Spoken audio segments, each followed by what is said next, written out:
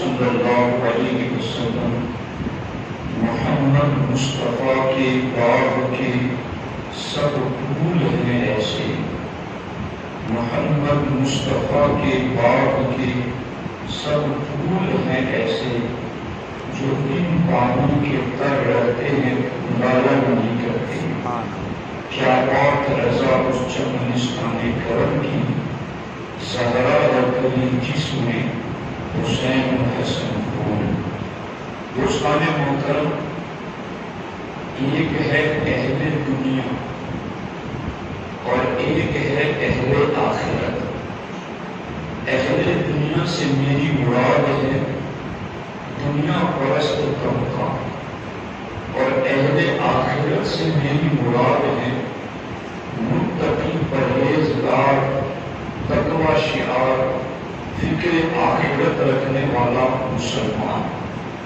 جو اہل دنیا ہے وہ ہر دم ہمہ وقت دنیا آباد کرنے میں لگے ہوئے ہیں۔ وہ کسی بھی طرح سے اپنی دنیا ہی کو بہتر بنانا چاہتے ہیں۔ انہیں دین کی کوئی فکر نہیں ہے، بلکہ اگر ایک رخ آگے بڑھ کر کے ہم دیکھیں تو اہل دنیا میں، دنیا پرستاروں میں ہم نے بڑے بڑے سلاطین کو بھی دیکھا، بڑے بڑے بادشاہوں کو بھی دیکھا، جن کی زندگی دنیا آباد کرنے ہی میں گزر گئی، جن کی زندگی کا پورا مقصد اپنا تخت و تاج، اپنی سلطنت، اپنی حکومت اور رعایا پر حکمرانی چلانا، پوری زندگی انہوں نے اسی میں صرف کر دی۔ اور دوسری طرف اہل آخرت اللہ کے کو چنے ہوئے منتخب بندے، جن کی پوری زندگی آخرت آباد کرنے ہی میں نہ گزری، بلکہ لوگوں کے دلوں میں فکر آخرت پیدا کرنے میں بسر ہوئی۔ پوری زندگی انہوں نے لوگوں کو دین کی طرف ہی مائل کیا۔ دنیا پرست طبقے میں آپ دیکھیں تو آپ کو فرعون بھی نظر آئے گا، آپ کو نمرود بھی نظر آئے گا۔ ان کی پوری زندگی اپنی دنیاوی جاہ و حکومت کو ہی آباد کرنے میں لگ گئی، لیکن اللہ اکبر، دوسری طرف ابراہیم اور موسیٰ علیہ السلام کو دیکھو تو ان کی زندگی کا ایک ایک لمحہ نہ صرف اپنی آخرت بلکہ وہ تو اللہ کے پسندیدہ بندے تھے ہی تھے۔ وہ تو آتے ہیں لوگوں کو پرہیزگار بنانے کے لیے، لوگوں کو آخرت کا دیندارہ بنانے کے لیے، لوگوں کو اللہ کی رضا کی طرف چلانے کے لیے۔ آپ دیکھیں جو دنیا پرست طبقہ تھا اپنی دنیا کو آباد کرنے کے لیے چلا، لیکن دنیا انہیں نہ مل سکی۔ آج ان کا نام و نشان مٹ گیا، ان کے تخت و تاج ختم ہو گئے۔ اگر آج ان کا نام بھی کہیں لیا جاتا ہے تو وہ ذلت و رسوائی کے ساتھ لیا جاتا ہے، لیکن وہ اہل آخرت جن کی زندگی کا ہر لمحہ یاد آخرت میں بسر ہوتا رہا، اللہ کی رضا کے مطابق بسر ہوتا رہا، آج ہی نہیں قیامت تک ایمان والے بندے ہمیشہ ان کو احترام کے ساتھ یاد کرتے رہیں گے، احترام کے ساتھ ان کا چرچا کرتے رہیں گے۔ آپ دیکھیں یہی کچھ معاملہ کربلا کے اندر بھی ہوا۔ یزید اپنی تخت و تاج کو بچانا چاہتا تھا، اپنی سلطنت کو بچانا چاہتا تھا، اپنی دنیا کی جاہ و حکومت کو بچانا چاہتا تھا، اس کے لیے اس نے سب کچھ کر گزرا، لیکن اللہ اکبر، یزید کا تخت و تاج نہ رہا، اس کی سلطنت نہ رہی، اس کی حکومت نہ رہی، لیکن حسین اعظم آج بھی زندہ ہے، ان کی سلطنت زندہ ہے، ان کی بادشاہت زندہ ہے۔ حسین اعظم کی حکومت دلوں پر حکومت ہے، حسین اعظم کی حکومت جنت پر حکومت ہے، حسین اعظم کا تذکرہ قرآن و سنت میں موجود ہے، حسین اعظم کا ذکر ہے ہر مومن کی زبان پر موجود ہے۔ اللہ اکبر، آپ دیکھیں اتنے مختصر تمہید سے ہمیں اور آپ کو پتہ چل چل جانا چاہیے کہ ہمیں کس طرف جانا ہے، ہم کس طرف جا رہے ہیں اور ہم کس میں اپنی کامیابی سمجھ رہے ہیں۔ آج مسلمانوں کا بھی ایک بڑا طبقہ ایسا ہے جن کی زندگی کی پوری خواہشیں صرف اور صرف دنیا آباد کرنے میں ہے۔ نمازیں چھوٹ جائے تو چھوٹ جائے، روزہ چھوٹ جائے تو چھوٹ جائے، اللہ رسول کی رضا چھوٹ جائے تو چھوٹ جائے، اللہ رسول کے احکامات پر عمل چھوٹ جائے تو چھوٹ جائے، مگر میرا بنگلہ کس طریقے سے بنوں، میں امیر کس طریقے سے بنوں، میں لوگوں کے درمیان باواری کس طریقے سے حاصل کروں۔ تو یاد رکھنا، جو دین کو چھوڑ کر کے دنیا آباد کرنے کی طرف چلتے ہیں انہیں دنیا نہیں ملتی ہے۔ دنیا کی پوزیشن تو ایسی ہے کہ دنیا ایک سائے کی طرح ہے، تم اس کی طرف دوڑو گے تو یہ سایہ تمہارے ہاتھ نہیں آئے گا، تمہارا دم نکل جائے گا، مگر تم اس سائے کو نہ پکڑ سکو گے۔ لیکن اسی سائے سے منہ موڑ کر کے اگر تم نے پلٹ کر چلنا شروع کر دیا تو یہ دنیا وہ سایہ ہے تو تمہارے قدموں کو بھی نہیں چھوڑے گا، وہ تمہارے قدموں سے بھی وابستہ رکھے گا۔ اللہ اکبر، اسی دنیا کی طرف یزید چلتا رہا مگر اس کا دم نکل گیا، مگر دنیا اسے نہ مل سکی۔ حسین اعظم دنیا کو چھوڑ کر کے چلے، آج بھی دنیا ان کے قدموں میں جھکی ہوئی ہے، آج بھی دنیا ان کے در پر اپنی خیرات وصول کر رکھی ہے۔ آپ دیکھیں تو صحیح، یہ دنیا کا کنسیپٹ، یہ دنیا طلب کرنے والوں کا نظریہ، اس پر میں آپ کو ایک روایت سنانا چاہتا ہوں جس سے ہمارے دل و دماغ کو ایک فکر ملے گی، ایک سوچ ملے گی، ہمارے دلوں کو ایک توجہ ملے گی۔ آج مسلمان اللہ پر دکان پر بیٹھے ہو، کھیت میں ہو، کھلیان میں ہو، اپنے کسی بھی کام میں ہو، آپ صاحب نے ابھی بتایا کہ یوں تو پانچوں وقت بلایا جاتا ہے مسجد میں، مگر آتا کون ہے؟ چونکہ انہیں یہ پتا ہے کہ ہم اتنا وقت مسجد میں بتائیں گے تو اتنا وقت ہم دنیا میں سکسیس نہیں ہو سکیں گے، ہم کامیاب نہیں ہو سکیں گے، ہمیں تو دنیا میں کامیاب ہونا ہے۔ اس کے لیے وہ دین سے دوری اختیار کرتے ہوئے نظر آتے ہیں۔ لیکن میں آپ کو بتاؤں، اسی دنیا کو آباد کرنے والے جب اسی دنیا کو آباد کرنے کے لیے چلتے ہیں تو انجام اور نتیجہ کیا ہوتا ہے؟ اللہ اکبر، سیدنا عیسیٰ علیہ السلام ایک سفر پر نکلے، ایک بندہ آپ کے ساتھ کہنے لگا حضور میں بھی آپ کے ساتھ سفر میں چلوں گا۔ عیسیٰ علیہ السلام کہتے ہیں تم نہ چلے تو بہتر ہے۔ کہا نہیں حضور مجھے اجازت عطا فرمائے، میں بھی آپ کے ساتھ چلوں گا۔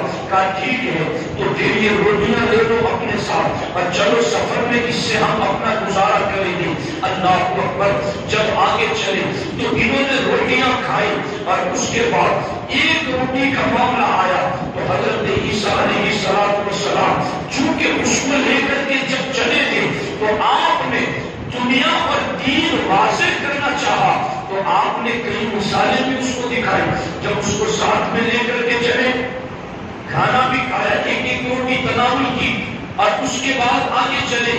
اللہ اکبر، پھر جب روٹیاں ایک مدت پر آ کر کے ختم ہونے لگی تو حضرت عیسیٰ علیہ السلام نے اس سے پوچھا کہ ابھی ہماری روٹیاں تو ایک ایک ہی کھائی ہیں تو وہ تیسری روٹی کہاں ہے؟ اس نے اپنے دنیاوی لالچ میں اس روٹی کو صرف اپنے لیے بچا کر رکھنا چاہا تو اس نے کہا پتا نہیں یہ نبی کہاں تک مجھے سفر کرائے اور کھانے کو کچھ ملے گا نہیں تو میں اسی روٹی کو اپنے لیے بچا کر رکھتا ہوں۔ تو اس نے وہ روٹی بچا کر رکھ لی۔ عیسیٰ علیہ السلام نے پوچھا کہ تیسری روٹی کہاں گئی؟ اس نے کہا وہ تو مجھے پتا نہیں کہ وہ تیسری روٹی کہاں گئی۔ عیسیٰ علیہ السلام جانتے تھے کہ وہ تیسری روٹی کہاں گئی، مگر آپ اس کو درجہ بدرجہ آگے لے رہے ہیں۔ سنستدرجهم، ہم انہیں درجہ بدرجہ لے کے آگے چلتے ہیں۔ جب لے کر اسے آگے چلے اس نے کہا بھوک لگی ہے۔ عیسیٰ علیہ السلام نے ایک ہرن کو بلایا، ہرن آیا، اس کو ذبح کیا، اس کا گوشت بھون کر کے کھایا اور عیسیٰ علیہ السلام نے ہڈیوں پر ہاتھ پھیرا تو وہ ہرن زندہ ہو کر کے چلنے لگا۔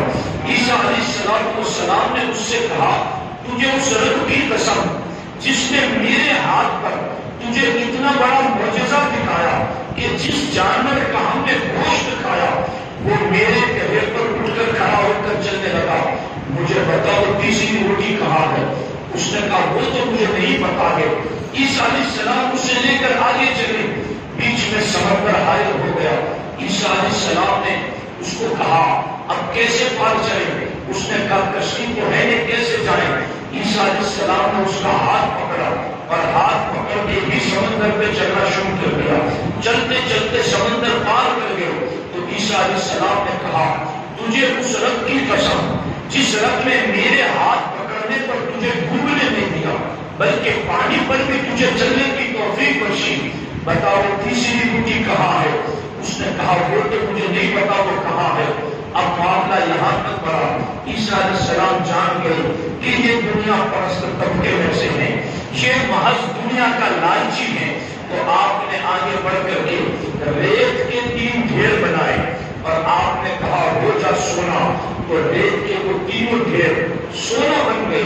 عیسیٰ علیہ السلام نے کہا ایک میرا ہے ایک تیرا ہے اور تیسرا سونے کا ڈھیر اس کا ہے جس کے پاس وہ تیسری روٹی موجود ہے.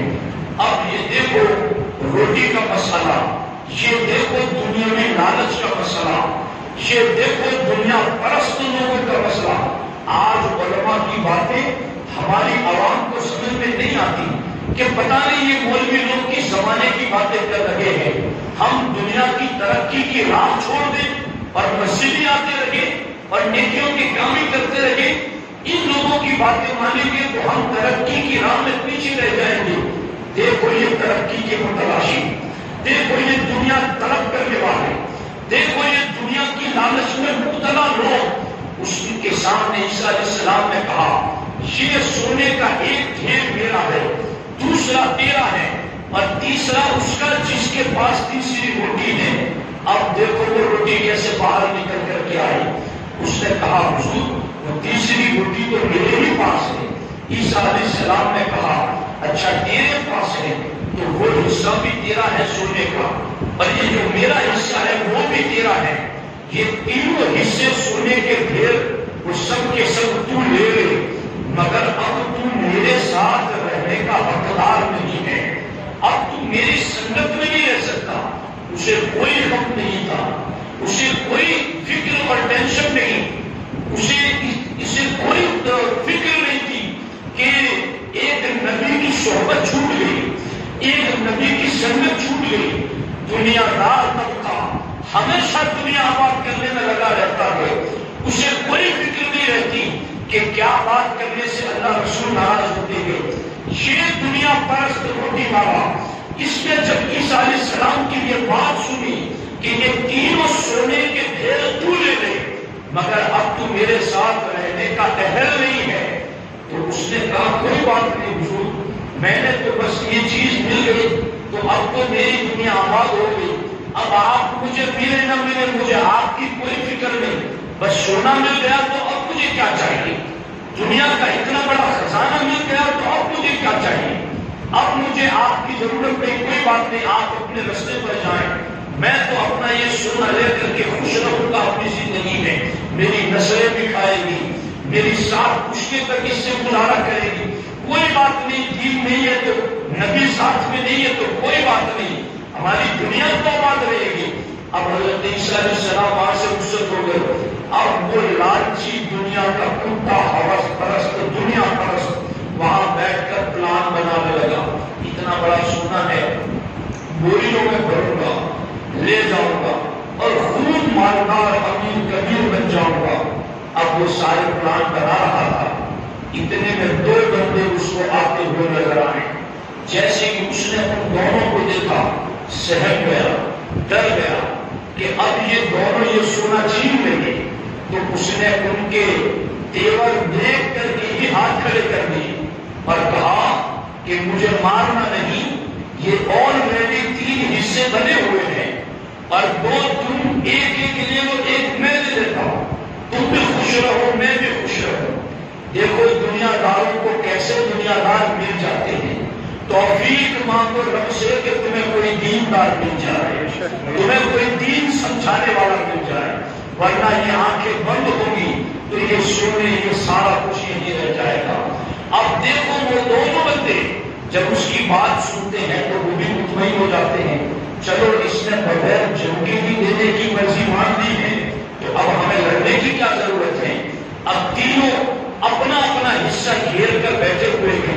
اور بھوک لگی ہوئی ہے انہیں، اب مشورہ کرتے ہیں کہ کیسے کھانا لائیں، مال تو ہمارا اپنا ہی ہے۔ تو اب ان دونوں نے یہ طے کیا کہ ہم یہاں اپنا اپنا حصہ سنبھال کر حفاظت کے ساتھ بیٹھتے ہیں، تم جاؤ بازار میں اور ہمارے لیے بھی کھانا لے کر آؤ، یہاں بیٹھ کر کھانا کھائیں گے اور پھر یہاں سے اپنا اپنا حصہ لے کر گھروں کو چلیں گے۔ وہ بندہ بازار میں کھانا لینے کے لیے گیا، کھانا لیتے ہوئے دنیا کے لالچ میں پھر اگڑائی گئی۔ اس نے کہا کیوں نہ ایسی تدبیر اپناؤں کہ وہ تینوں کا تینا حصہ میرا آ جائے۔ اس واقعے کو بھی سنتے چلنا اور اپنے حالات پر بھی غور کرتے رہنا۔ تمہیں اللہ نے جنگل میں نہیں پیدا کیا کہ ہم اور آپ جنگل میں ایسے پاسی ہو کہ جہاں کوئی انسان ہی نہ رہتا ہو۔ اللہ نے انسان کو مدنی طبع بنایا ہے، انسان کو سوسائٹی میں مل جل کر رہنے والا بنایا ہے۔ تو ہم بھی اسلامی اور انسانی معاشرے میں رہتے ہیں، تو دیکھتے چلنا کہ ہمارے معاشرے میں بھی کیا کچھ ایسی باتیں آ گئی ہے یا نہیں آ گئی ہے۔ اب وہ جب کھانا لینے لگا، اس نے کہا میں کھانے میں زہر ملا دیتا ہوں تاکہ وہ دونوں زہر ملا ہوا کھانا کھائیں، وہیں مر جائیں اور تینوں حصے کا سونا میرا ہو جائے۔ اب جیسے ادھر یہ زہر کھانے میں ملا رہا تھا، ادھر تم دونوں نے پلان بنایا کہ کیوں نہ ایسا ہو کہ ہمارا اپنا حصہ تو ہمارا ہے ہی ہے، اس کا حصہ بھی ہم آدھا آدھا بانٹ لیں اور ڈیڑھ ڈیڑھ ہمارا ہو جائے۔ تو ان دونوں نے پلان بنایا جیسے ہی وہ آئے اس سے کوئی بات نہیں کرنی، بس جھپٹ کر کے اس کو قتل کر دینا ہے، اس کو مار دینا ہے تاکہ اس کے حصے کا سونا بھی ہمارا ہو جائے۔ ادھر سے یہ کھانے میں زہر ملا کر لے کر چلا، ادھر ان دونوں نے اس کے قتل کا منصوبہ بنایا۔ اب یہ جیسے ہی کھانا رکھتا ہے دونوں اس پر ٹوٹ پڑے اور اس کو قتل کر دیا۔ اب خوب خوشیاں منا رہے ہیں اپنے آپ میں کہ اب تو ہمارے لیے ڈیڑھ ڈیڑھ حصہ ہو گیا، ایک ایک نہیں سے زیادہ ہو گیا۔ لیکن دونوں نے کہا چلو اب ہمارا تیسرا تو کوئی پارٹنر ہے ہی نہیں، اب کیوں نہ ہم سکون سے پہلے کھانا کھا لیں اور پہلے سیر ہو کر شکم سیر ہو جائے، پھر سونا اٹھا کر اپنے گھروں کی طرف چلتے ہیں۔ دونوں وہاں لاش کے قریب بیٹھ کر کھانا کھانے لگے۔ جیسے ہی کھانا حلق سے نیچے اترا تو دونوں پر بھی لیٹ گئے، دونوں مر گئے، دونوں کے جسموں سے روح نکل گئی۔ اب تینوں لاشیں وہی پڑی ہوئی ہیں اور یہ دنیا بھی وہی پڑی ہوئی ہے۔ عیسیٰ علیہ السلام پھر وہاں سے گزرے تو آپ نے اپنے ساتھیوں سے کہا یہ سونے کا ڈھیر دنیا ہے اور یہ دنیا کے لالچی کتے ہیں جن کا دم نکل گیا مگر دنیا بڑے لگنے سے، اور یہ نشانے کی عبرت بن گئی۔ دوستان محترم، اسی طرح کی دنیا طلب کرنے میں یزید بھی چلا تھا، اس کے کارندے بھی چلے تھے، مگر سارا تخت و تاج اور ساری حکومت اس کی یہی رہ گئی اور وہ ذلت کا نشان بن گیا، وہ لوگوں کے لیے نشان عبرت بن گیا۔ اللہ اکبر! میں آپ کو بتاؤں، جب امام حسین کا سر اقدس لے کر کے یزید کوفے سے شام جا رہے تھے تو راستے میں ایک یہودی نے یا غالباً ایک عیسائی نے امام حسین کا سر لے کر جان لیا کہ یہ کوئی مقدس ہستی ہے، تو اس نے ان یزیدیوں سے کہا کہ تم ایک رات بھر کے لیے سر حسین مجھے دے دو، میں اس کے بدلے میں جو مانگوں گی وہ دوں گا۔ اور اس نے پھر بدلے میں انہیں غالباً 80,000 درہم صرف ایک رات امام حسین کا سر رکھنے کی قیمت میں دی۔ اب وہ یزیدی سوچ رہے تھے کہ چلو ہم سر کاٹ کر کے اسی لیے تو لائے ہیں کہ یزید سے انعام حاصل کریں، اور یہ تو راستے ہی میں انعام مل رہا ہے اور ہم کو رات تو کہیں نہ کہیں گزارنا ہی ہے، تو کیوں نہ ہم سر اس کو دے دیں اور ہم 80,000 چاندی کے سکے لے لیں۔ اب وہ خوش ہو گئے، 80,000 چاندی کے سکے انہوں نے لے لیے اور امام حسین پاک کا سر اس عیسائی کو دے دیا۔ اب وہ عیسائی امام حسین کے سر کو اوپر سے وہ سجاتا ہے، میں صاف کرنے کا لفظ کس زبان سے بولوں، وہ تو پاک ہے اور مطہر ہے، وہ تو تیری نسل پاک میں ہے بچہ بچہ نور کا، تو ہے عین نور، تیرا سب گھرانہ نور کا۔ یہ تو اطہار جماعت ہے، میں کیسے کہوں کہ اسے سر کو صاف کیا، بلکہ یوں کہوں کہ اس سر کو سجایا کیا اس نے اپنی قسمت کو سجا دیا۔ سر امام کو سجایا کیا، اللہ نے اس کی قسمت کو سجا دیا۔ اب اس نے سر کے اوپر عطر لگایا، تشت میں سجایا، سامنے رکھا، دیدار کرنے لگا۔ کیا دیدار کر رہا تھا؟ آسمان سے انوار اترنے لگے سر امام پر۔ جب نور برسنے لگا تو وہ اتنا برسا کہ عیسائی کے دل کا کفر بھی دھل گیا اور وہاں بھی نور ایمان آ گیا، وہ کلمہ پڑھ کر مسلمان ہو گیا۔ اس نے پوری رات رکھا سر، اور ان کو صبح لے لیا انہوں نے 80,000 دینار درہم رات سر رکھنے کی قیمت چکا دی۔ اب یہ یزیدی بہت خوش، دیکھا نا عیسیٰ علیہ السلام کے وہ 3 لوگ جو سونا لے کر کتنے خوش تھے، یہ یزیدی بھی چاندی کے سکے لے کر بہت خوش ہوئے۔ اور خوش ہونے کے بعد جب چلے، پھر انہوں نے 1 منزل 2 منزل گزرنے کے بعد چاندی کے سکوں والا تھیلا کھول کر دیکھا تو جتنے بھی چاندی کے سکے تھے وہ سارے کے سارے ٹھیکریاں بن چکے تھے، سارے کے سارے ٹھیکریاں بن چکے تھے۔ اور اس ٹھیکری کے بھی دونوں طرف قرآن کی آیت لکھی ہوئی تھی، وَسَيَعْلَمُ الَّذِينَ ظَلَمُوا أَيَّ مُنقَلَبٍ يَنقَلِبُونَ۔ یہ آیت لکھی ہوئی تھی ٹھیکری کے ایک طرف۔ کیا ترجمہ اس کا؟ کہ ظالموں کو قریب پتا چلے گا کہ ان کا انجام کیا ہوگا۔ دوسری طرف لکھا ہوا تھا کہ لَا تَحْسَبَنَّ اللَّهَ غَافِلًا عَمَّا يَعْمَلُ الظَّالِمُونَ، ظالم اپنے کرتوتوں سے اللہ کو بے خبر نہ سمجھنا۔ یہ ٹھیکریوں کے دونوں طرف لکھا تھا، مگر اتنا دیکھ کر کے بھی ان دنیا داروں کی آنکھوں سے دنیا کی پٹی نہیں گری۔ یہ بات ہماری اپنی بھی معاشرے کی ہے کہ لوگ کیا نہیں سنتے ہیں جمعہ کے بیانات میں علماء سے، مگر پٹی ہٹتی ہے لوگوں کی آنکھوں سے دنیا کی۔ لوگ ہٹتے ہیں دنیا کو چھوڑ کر دین کی طرف آنے کے لیے، بلکہ لوگ الٹا علماء کو تانا دیتے ہیں، یہ مولانا لوگ تو ہمیں وہابیوں سے رشتہ داری نہیں کرنے دیتے، یہ تو خاندانوں میں ہماری پھوٹ ڈلواتے ہیں، یہ تو ہمارے بزنس پارٹنروں میں ہمیں دراریں ڈالتے ہیں، یہ تو ہمارے لیے یہ نہیں کرنے دیتے، وہ نہیں کرنے دیتے۔ تو یہ دیکھو یہ دنیا پرست لوگ اگر اتنا سن کر کے بھی ہم حق کے رستے پر عبرت نہ پکڑ سکے تو ہم سے بڑا کوئی محروم نہیں ہے۔ انہوں نے چاندی کے سکے کو ٹھیکریوں میں بدلتے دیکھا، پھر بھی عبرت حاصل نہ کی۔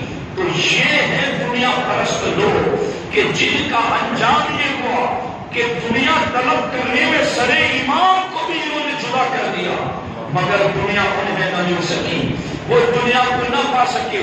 لیکن اللہ اکبر، دوسری طرف آخرت کے طلبگار ہی نہیں بلکہ پوری دنیا کو آخرت کا درس دینے والے امام حسین رضی اللہ تعالیٰ عنہ، آپ نے دنیا کو چھوڑ دیا، آپ نے تخت و تاج کو چھوڑ دیا، آپ نے دنیا کے جاہ و منصب کو چھوڑ دیا اور آپ صرف آخرت کے لیے چلے، تو پھر آپ دیکھیں کہ جو دنیا چھوڑ کر صرف آخرت کی طرف چلتے ہیں اللہ ان کو انعام میں جنت کی سواری عطا فرماتا ہے۔ کتنا بڑا انعام ملا۔ تو اب یہ چیز ہمارے لیے غلط ہے۔ آج ہندوستان میں بھی اور پوری دنیا میں حکمران یہ چاہتے ہیں کہ ہم دنیا آباد کر لیں اور اس کے لیے وہ اسلام کو بگاڑنا چاہتے ہیں، مگر کیوں نہیں محرم میں یزید کے کردار سے عبرت پکڑتے، کیوں نہیں انہیں سوجھ آتی؟ اور کبھی کبھی وہ جاتے بھی ہیں ان داؤدی گوروں کی محفل میں جی اپنی دنیاوی غرض کے لیے، اور امام حسین پر بات بھی کرتے ہیں، مگر انہیں پتا نہیں ہے کہ وہ بات کن کی کر رہے ہیں اور ان کا کردار کیا ہے۔ امام حسین رضی اللہ تعالیٰ عنہ نے دنیا سے اپنا چہرہ پھیر کر کے آخرت کی طرف لوگوں کو اس طرح مائل کیا کہ آج بھی جو بھی آخرت آخرت کے ہر رستے پر امام حسین کا جھنڈا لہراتا ہوا نظر آئے گا۔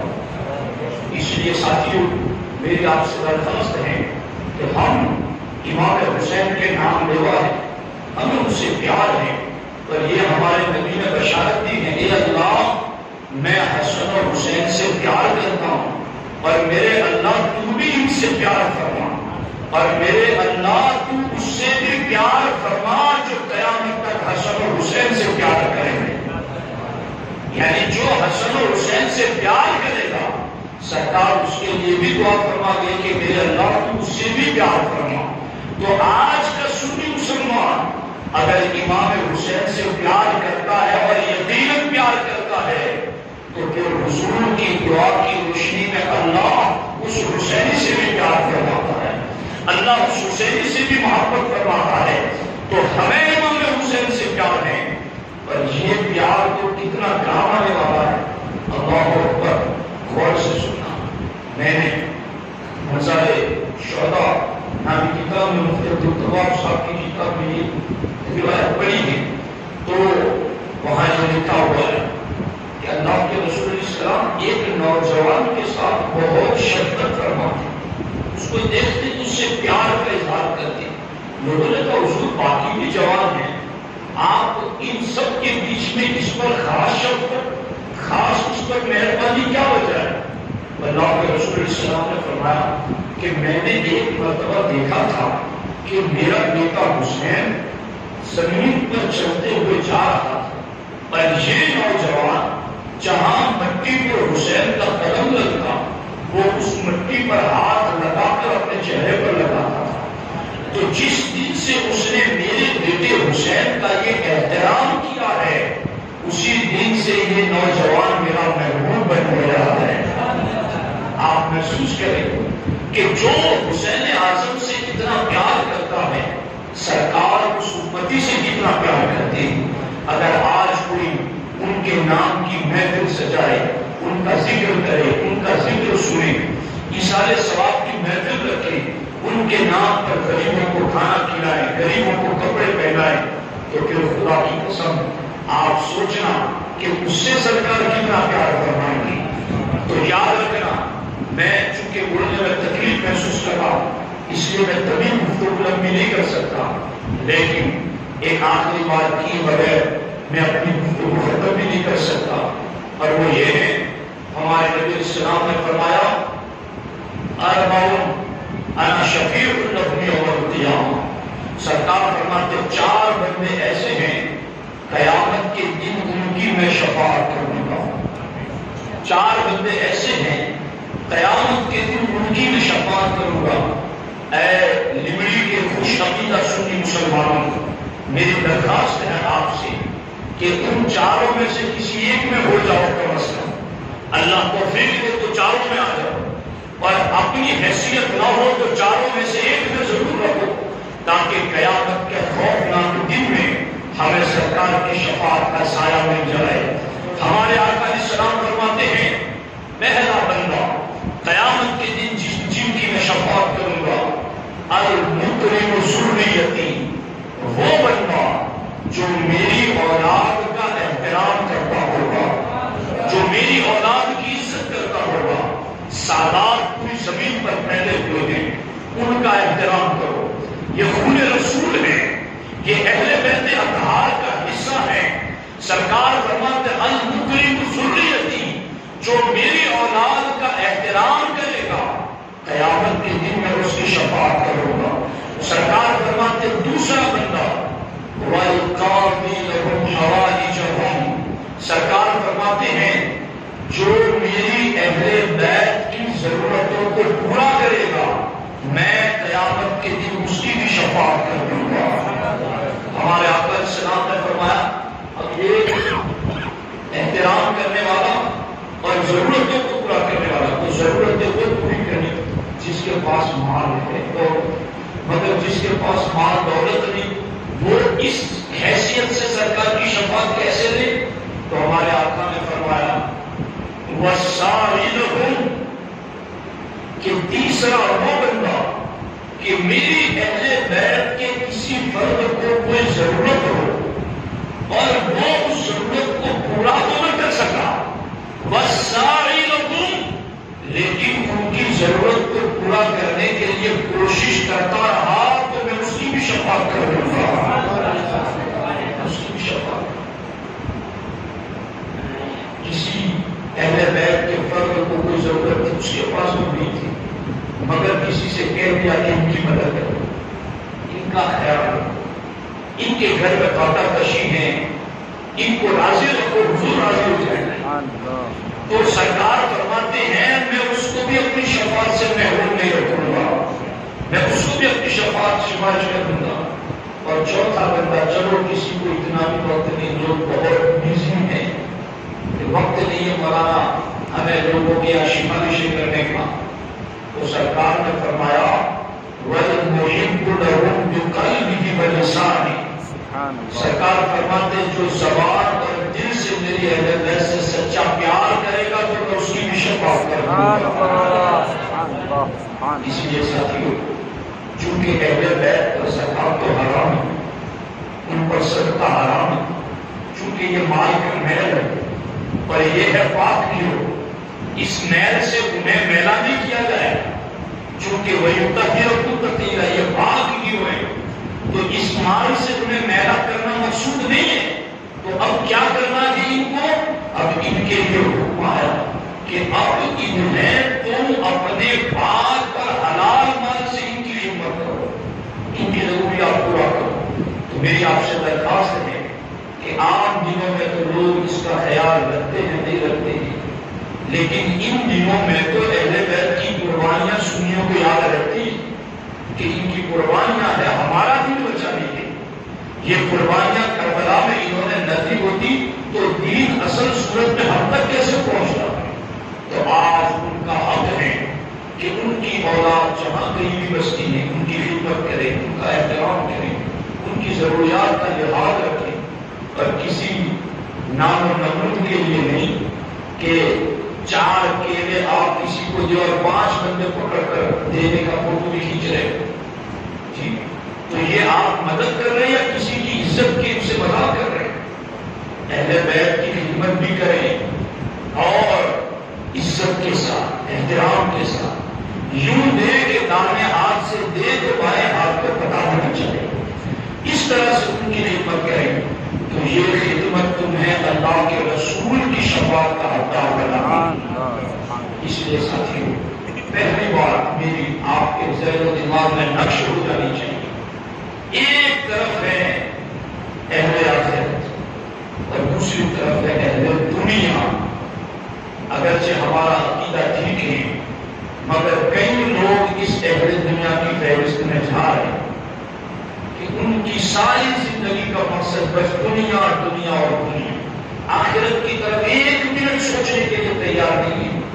تو انجام سنا نا اپنے یزیدیوں کا اور عیسیٰ علیہ السلام کے ساتھ۔ اس لیے وقت ہمارا یوں کہ بھائی دکان پہ بیٹھے ہیں، کسٹمر چلے جائیں گے کوئی بات نہیں، اللہ کی عبادت نہیں چھوڑنی چاہیے۔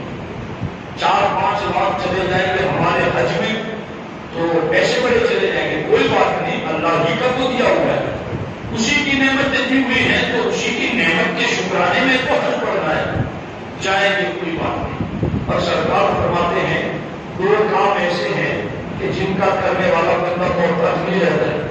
سرکار فرماتے ہیں جس طرح لوہے کی بھٹی میں تم آگ کی بھٹی میں تم میلے کچیلے لوہے پر ڈالتے ہو تو آگ لوہے کے میل کو کیسا دور کر دیتی؟ بھٹی میں لوہے کو ڈالتے ہو تو زنگ آگ کی وجہ سے کیسے دور ہو جاتا ہے بھٹی میں؟ سرکار فرماتے ہیں جس طرح بھٹی میں لوہے کا میل دور ہوتا ہے حج کرنے سے ایسے ہی محتاجی دور ہو جاتی ہے۔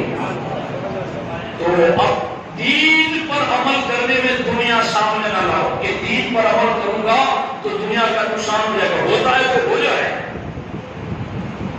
ہوگا نہیں اگر تمہارے دل میں اخلاص ہے، تم دین پر عمل کرو گے تو وہ جو تمہیں 4 کسٹمروں کے ذریعے آج ملنے والا تھا نا، وہ 4 کسٹمر دوسری دکان پر چلے جائیں گے، مگر اللہ اس سے بہتر عزت کے ساتھ اس سے زیادہ تمہیں عطا فرما دے گا۔ ایمان تو ہو ہمارا، تو اس لیے یاد رکھنا، میں بار بار آپ کو نہیں بتا سکتا اور نہیں آتا یہاں، لیکن یہی بات دھیان میں رکھنا، جہاں دنیا اور دین کا مقابلہ ہو تو دنیا کو چھوڑ دینا، دین کی طرف آنا، اور پھر وہ دین پر اخلاص کے ساتھ عمل کرو گے تو دنیا سائے کی طرف پیچھے پیچھے آئے گی، کہیں نہیں جائے گی۔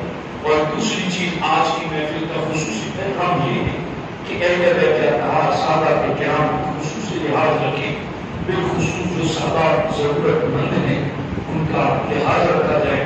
تقریباً 3-4 سال سے ہم لوگ جموسر میں 10 محرم کا دن یوم اہل بیت اطہار کے طور پر مناتے ہیں، اور ہمارے جموسر اور آس پاس کے علاقے میں جتنے ضرورت مند صحابہ ہوتے ہیں بغیر کسی کی فوٹو کھینچے ہوئے، بغیر کسی کا نام بتائے ہوئے کہ کس کو کیا دیا، محض اللہ کی رضا کے لیے ہم اور ہمارے کئی دوست احباب مل کر کے گزشتہ سال بھی ہم نے 2400-2300 روپے کی کٹ ان ضرورت مند صحابہ تک پہنچائی تھی۔